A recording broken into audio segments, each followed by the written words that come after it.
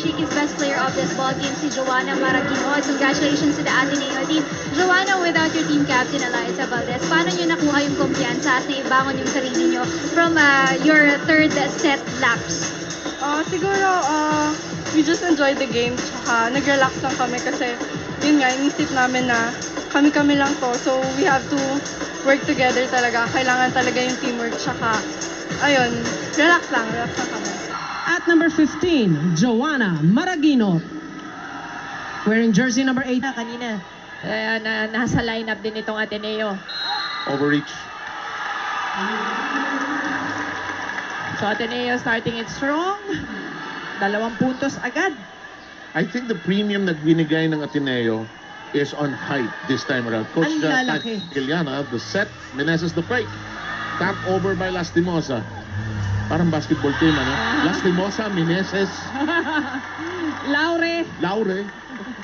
But these are, well, Laure, of course, daughter of Eddie Laure. Fam is the daughter of Danny Lastimosa, who once played.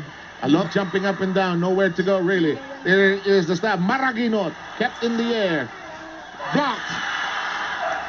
Here's Meneses looking around. Here's a dink. Itinaas ni Tan. Maraguinot whips it through. Maraguinot going for an angle. Nakuha yung palo in spite of the blockers of UST. Oh boy, the social media pressure on the... Ito laging cool itong si Pam. Hindi nararattle yan. Oh, straight and true. Maraguinot. Ateneo's new weapon. Been a good digger. Shaky and play will send us into this ceasefire in the gap between sets. Don't go too far away. We'll have UST and Ateneo still slamming it against each other after these.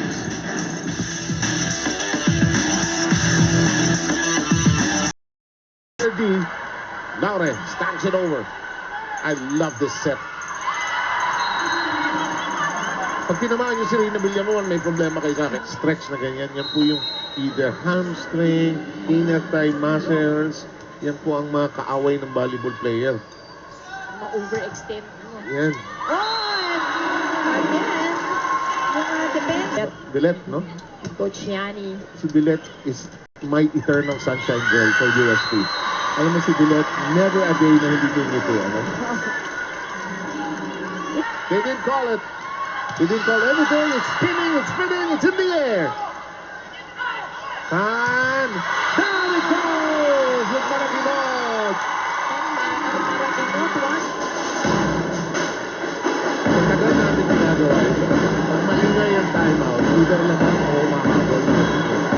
Pag tahimik ang timeout, mas maingay ang UST ngayon ito kasi may chance ito rito. That's right. Oh, ganda. Ay, Lumusot sayang. sa naman na may mga volleyball fans natin. Kanina, di ba, in-interview tayo, tapos may tinanong nga sa atin kung Kayo ho ang bumuhay nito. salamat sa inyong lahat. Ang ingay na ng yellow jacket. Pakel. Sige. Pakel lang po Wala. sa laro na yan.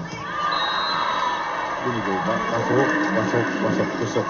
Yung Maraguinot, may kahawigan at similarity sa palo ni Eliza. Totoo naman na, her game yung palo similar to Eliza's defense. Oh, good save from UST.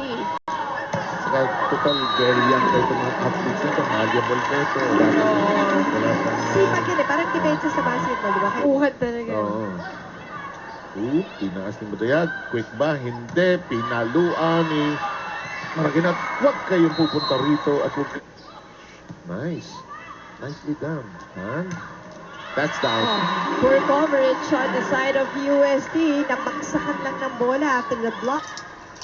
UST po yun. Oo, pack. Yung ano niya, yung family niya is a pack of tigers. Yeah. Eto, tingnan natin. Lumutang yung serve, ha? Sinet up jump. Pusok! Maraguinot just piling up the points. That is right. And alam mo, dalawang matangkad na players na UST yun. Cortez and Meneses ang nasa net. Sakit lang. Hirap. Hirap yun. Nice play that. Check ball. Oh yes, definitely check ball. Ateneo at match point. You know, another lady is stunningly tall there. Alam ko na pagod ka at gutom na ka na, kaya andito kasama natin si Ate Rom, ang ating Shakey's representative para ibigay sa'yo ang Best Player Prize. Ma'am, gusto ko bang batiyan at pasalamatan nandiyan yung buong Ateneo